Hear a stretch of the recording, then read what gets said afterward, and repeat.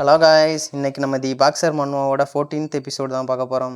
கதைக்குள்ளே போகிறக்கு முன்னாடி மறக்காமல் லைக், ஷேர் அண்ட் சப்ஸ்கிரைப் பண்ணிடுங்க. இதுக்கு முன்னாடி போட்ட எபிசோடு எதுவும் பார்க்கலைன்னா டிஸ்கிரிப்ஷனில் லிங்க் தரேன், மறக்காமல் போய் செக் பண்ணுங்கள். வாங்க நம்ம கதைக்குள்ளே போயிடலாம். இந்த கதை எங்கேருந்து ஸ்டார்ட் ஆகுதுன்னா, ஹீரோ அந்த ஜிம்மில் ஜாயின் பண்ணி 2 இயர்ஸ்க்கு அப்புறம் நடக்கிறதா அந்த சீனர்லாம். சிட்டிக்கு நடுவில் ஒரு பில்டிங்கை கட்டுறாங்க. அந்த பில்டிங்குள்ளே ஒரு எல்லோ கலர் ஹேர் பர்சன் உட்காந்து ஃபோனை பார்த்துட்ருக்காரு. காய்ஸ், இவரை நம்ம பீட்டர்னு வச்சுக்கலாம். பீட்டர் திங்க் பண்ணிக்கிருக்காரு. எல்லாருமே ஷாக்கில் தான் இருக்காங்க. ஏன் நான் கூட கேயோட லாஸ்ட் பாக்ஸர் அப்பியர் ஆக போகிறானா, அதுவும் இந்த வருஷம் நடக்கிற லைட் வெயிட் மேட்ச்சில். அப்போ அவரோட வேலை வைக்கிற பிளாக் கலர் கோட் போட்ட ஒரு ஆள் வந்து டீயை கொடுத்துட்டு அவர்கிட்ட பேசிக்கிட்டு இருக்காரு. அப்போ அவர்கிட்ட பீட்டர் கேட்குறாரு, என்னன்னா கேயோட நியூ பாக்ஸர் இந்த வரக்கூடிய லைட் வெயிட் மேட்ச்சில் கலந்துக்க போகிறானா, அந்த மேட்சும் சீக்கிரம் நடக்க போதான்டான்னு பிளாக் கலர் கோட்காரன் சொல்கிறான். அஃப்கோர்ஸ், எனக்கு எப்படிப்பா தெரியாமல் போகும்?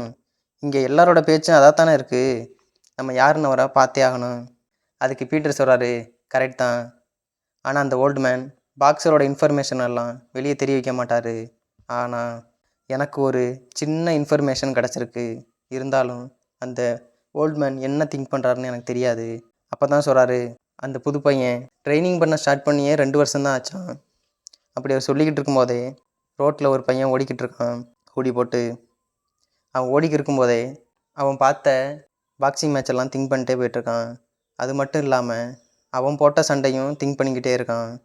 திங்க் பண்ணி முடிச்சுட்டு அவன் வீட்டுக்கே ரீச் ஆகிட்டான். பார்த்தா நம்ம ஹீரோவோட வீடு காய்ஸ். ஹீரோ தான் அந்த ஹூடி போட்ட பையன் போல். வீட்டுக்குள்ளே என்ட்ரி ஆகி ஃபேஸ் வாஷ் பண்ணிக்கிட்டு இருக்கான். ஃபேஸ் வாஷ் பண்ண பிறகு தான் ஹீரோட அப்பியரன்ஸ் என்னன்னு காட்டுறாங்க. ஆஃப்டர் 2 இயர்ஸ்க்கு அப்புறம் மாசாக இருக்காங்க காய்ஸ். 6 பேக்ஸ்னால் வச்சு மிரட்டி விட்ருக்காங்க. ஆனால் என்ன, அவனோட கண்ணு மட்டும் அப்படியே தான் இருக்குது. அப்படியே நெக்ஸ்ட் சீன் ஜிம்மில் தான் காட்டுறாங்க. ஜிம்மில் ஒரு மீட்டிங் போயிட்டுருக்கு. அப்போ மேனேஜரம்மா ஒரு பாக்ஸரோட ஃபோட்டோவை போட்டு எக்ஸ்பிளைன் பண்ணிக்கிருக்காங்க. இவன் தான் நம்ம யூவோட டெபியூட் மேட்ச்சில் உள்ள ஆப்போனண்ட். அப்புறம் இவன் க்ளோசிங் ரேஞ்ச் ஃபைட்டில் ரொம்ப குயிக்காகவும் ஷார்ப்பாகவும் பஞ்ச் பண்ணுவான். இவனோட நேம் ஜான் டைக்கர். இவனோட ரெக்கார்டு என்ன, 9 வின் அண்ட் 7 லாஸ். அது மட்டும் இல்லை, இவனோட நிக் நேம் ரூக்கி தி கில்லர். கோச் பார்க்குறாரு. ஓ, மற்றெல்லாம் சொல்லிக்கிட்டு இருக்காங்க மீட்டிங்கில். நிக் நேம் வச்சுருக்க எல்லாரும் ப்ரோ பாக்ஸர் ஆகிட முடியாது. அதுக்கு மேனேஜர் அம்மா சொல்கிறாங்க, அவனோட ஸ்பெஷாலிட்டியே கார்னரில் வச்சு பாக்ஸரை அட்டாக் பண்ணுறதான். அது மட்டும் இல்லை, அவன் ஃபவுல் ப்ளே பண்ணுறதில்ல, கில்லாடி. அடுத்து மேனேஜர் அம்மா சொல்கிறாங்க, அவன் ஒரு மேட்ச்சை செவிக்கணுன்னா என்ன வேணாலும் பண்ணுவான். தோக்குறது அவனுக்கு பிடிக்கவே பிடிக்காது. அதுக்காக எத்தனை டைம் வேணாலும் ஃபவுல் ப்ளே பண்ண ரெடியாக இருப்பான். இருந்தாலும் எனக்கு கோச் மேலே நம்பிக்கை இருக்குது. அவரோட ட்ரைனிங் ஸ்டைலும் யூவோட வளர்ச்சியும் இப்போ அபாரமாக இருக்குது. அந்த மீட்டிங்கில் உட்காந்துருக்க மற்றவங்களும் அதான் சொல்கிறாங்க. கரெக்ட் தான், யூவோட வெயிட் ரிடக்ஷனும் இப்போ நல்லா இம்ப்ரூவ் ஆகிருக்கு. கண்டிப்பாக நம்மளால முடியும்னு சொல்லியிருக்காங்க. நெக்ஸ்ட்டு மேனேஜர் அம்மா சொல்கிறாங்க, கரெக்ட் தான், கடந்த 2 வருஷமாக அவனோட ஷேப்பை அவன் மாற்றிக்கிட்டே இருக்கான். அது மட்டும் இல்லை, அவனை நிறைய டைட்டில் மேட்ச் எல்லாம் பார்க்க வச்சுருக்கோம். அது கன்ஃபார்ம் நம்மளை ஜெயிக்க வைக்கும்னு சொல்கிறாங்க. அதுக்கு கே சொல்கிறாரு, ஆமாம், கண்டிப்பாக முடியும். நெக்ஸ்ட் அப்படியே அந்த ரூக்கி கில்லர் யாருன்னு தான் காட்டுறாங்க. இவன் தான் guys Roorkee killer. Roorkee killer என்ன பண்ணிக்கிறான், அவன் ப்ராக்டிஸ் பண்ணுறதான் காட்டுறாங்க. சும்மா பஞ்சிங் பேக்கை போட்டு ரைட்டு லெஃப்ட்டுன்னு போட்டு வாங்கிக்கிட்டே இருக்கான். அப்போ நம்ம ஸ்டார்டிங்கில் பார்த்த அந்த பீட்டர் வராரு. ஓ, இதுதான் ஹெட்லாக் ஹூக்கா? கூட அந்த ரூக்கி கில்லரோட கோச்சு நிற்கிறாரு. அப்போ பீட்டர் சொல்கிறாரு, பரவாயில்ல, தொடர்ச்சி அவன் லெஃப்ட் அண்ட் ரைட் ஹூக் பண்ணிக்கிட்டே இருக்கான். அதுக்கு அவங்க கோச் வர்றாரு, இதுதான் ஜானோட மெயின் வெப்பன். அவனோட ப்ராக்டிக்ஸை பார்த்து பீட்டர் சொல்கிறாரு, என்ன தான் மெயின் வெப்பனாக இருந்தாலும் இது ஃபவுல் மூவ் ஆச்சே அப்படின்னு திங்க் பண்ணிக்கிருக்காரு. ஏன்னா இவன் ஹெட்டில் இப்படி பஞ்ச் பண்ணுறது ஆப்போனண்ட்டோட தலையை ஆக்சிடென்ட் பண்ணவும் வாய்ப்பு இருக்குது, கில் பண்ணவும் வாய்ப்பு இருக்குது. இது எதுக்கு சிமிலராக இருக்கும்னா, ப்ரோ வெஸ்ட்லர் ஆப்போனண்ட்டோட தலையை இறுக்கி பிடிக்கிற மாதிரி. இதுக்கு மக்கள் எல்லாம் ஹெட்லாக் ஹூக்குன்னு சொல்லுவாங்க. இது மட்டும் அவனை நிறைய பேரை செவிக்க வைக்கல. அவனோட பவரான பஞ்சு இருக்கனால தான் நிறைய பேரை தோக்கடிச்சிருக்கான். அப்படி அவன் ப்ராக்டிஸ் பண்ணிகிட்டு இருக்கும்போது அவங்க கோச் கூப்பிட்றாரு, ஹே ஜான், உன்னை பார்க்க ரிப்போர்ட்டர் வந்திருக்காரு, கொஞ்சம் டைம் கிடைக்குமா? அப்போ தான் பீட்டர் இன்ட்ரடியூஸ் பண்ணுறாரு. ஹலோ, நான் தான் பீட்டர், எவ்ரிடே ஸ்போர்ட்ஸ்லேருந்து வரேன். அதை கேட்டதுமே, ஓ அப்படியா அப்படின்னு ரூக்கி கேட்குறான். நெக்ஸ்ட் அப்படியே 2 பேரும் சோஃபாவில் உட்காந்துக்கிட்டு இருக்கும்போது ரூக்கி சிரிச்சுக்கிட்டே இருக்கான். ஓ, எவ்ரிடே ஸ்போர்ட்ஸ்லேருந்து என்னையெல்லாம் இன்டர்வியூ எடுக்க வரீங்களாப்பா? என்னோட ஆப்போனண்ட் என்ன அவ்வளோ பெரிய ஆளா? ன்னு சிரிச்சுக்கிட்டே கேட்குறான். லெஜெண்டரி கேயோட லாஸ்ட் பாக்ஸோட தான் நான் போட்டியிட போகிறேன். நானும் பார்க்குறேன் அவன் இந்த டைம் எந்த மாதிரி மான்ஸ்டரை இறக்க போகிறான்னு. நான் என்ன நினைக்கிறேன்னா, அவனை எனக்கு சாக்ரிஃபைஸ் பண்ணுறக்காகத்தான் அந்த கேயை கொண்டு வரான்னு நினைக்கிறேன். நீ நியூஸ் பேப்பரில் என்ன ஹெட்லைனாக போகிறீன்னா, யூ ஆர் லுக்கிங் ஃபார் ஏரியான்னு போடுன்னு சொல்லி சிரிச்சுக்கிட்டே இருக்கான். ஓ அப்படியா, போட்டா போச்சு அப்படின்னு பீட்டரும் ஒரு மாதிரி சிரிச்சுக்கிட்டு இருக்காரு.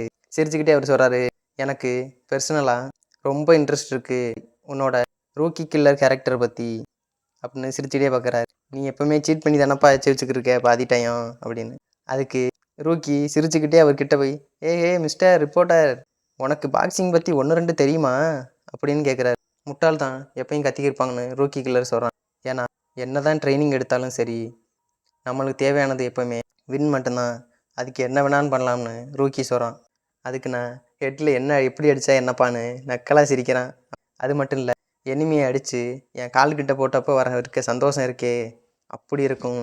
அது மட்டும் இல்லை, அவனோட நம்பிக்கையை க்ரஷ் பண்ணும்போதும் அப்படி இருக்கும்.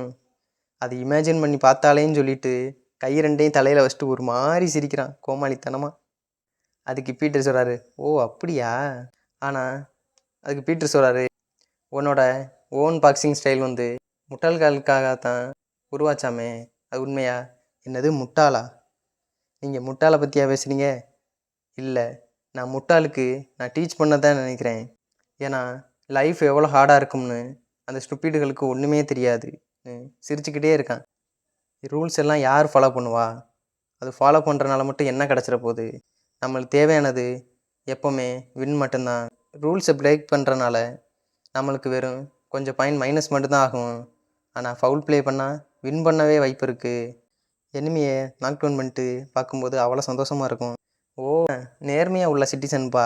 அதுக்கு ரூக்கியும் சிரிச்சுட்டே சொல்கிறான், நான் ஒன்றை சொல்லப்பா, நான் இன்னொரு கோழி முக்கனை பார்த்தான் சொன்னேன்னு பார்த்து சிரிச்சுக்கிட்டே இருக்கு. யாரெல்லாம் இப்போ சேஃபாக ரூல்ஸை ஃபாலோ பண்ணி யார்ப்பா விளாண்டுத்துறா?